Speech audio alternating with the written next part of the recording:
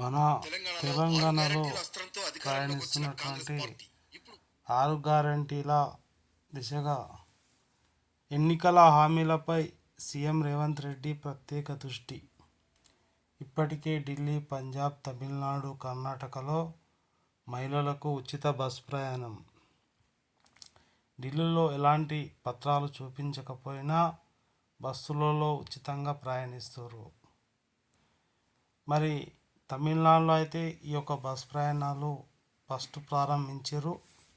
6 నెలల ముందు smart card సేవల ఏర్పాటు, జీరో టికెట్, ఫ్రీ కాస్ట్ అని విధంగా ఉచిత బస్ ప్రయాణం.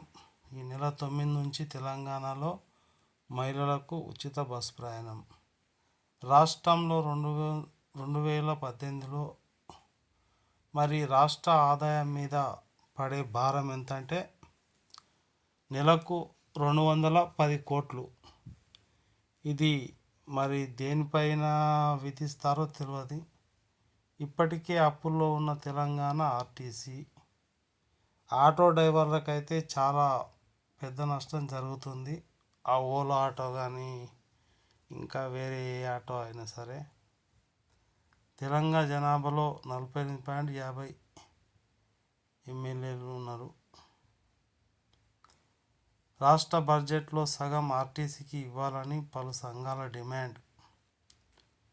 రాష్ట్ర ప్రభుత్వంపై మరో 2,500 కోట్లు అదనపు భారం అయితే వస్తుంది. కొన్ని బస్సులు కూడా పెంచాలి.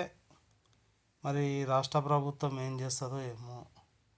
ఆర్టీసీ అభివృద్ధి చేసి విస్తరిస్తే నిరుద్యోగులు కూడా చాలా పెరిగిపోతారు. ఎందుకంటే ఈ ఆటోలు ఏవైతే ఉన్నాయో అవి కూడా చాలా డీలా పడిపోయినాయి, గిరాకులు లేక ఉన్నాయని చెప్తారు.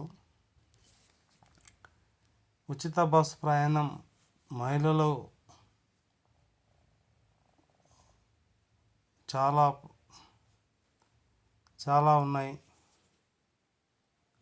మరి ఎప్పుడైనా మీరు ఈ ఉచిత బస్ ప్రయాణాన్ని కొనసాగించండి.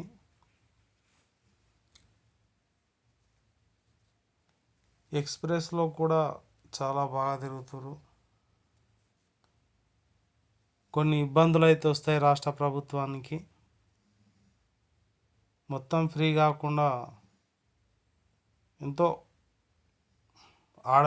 మగవారిని కూడా ఆడవారు అడ్డుకుంటున్నారు.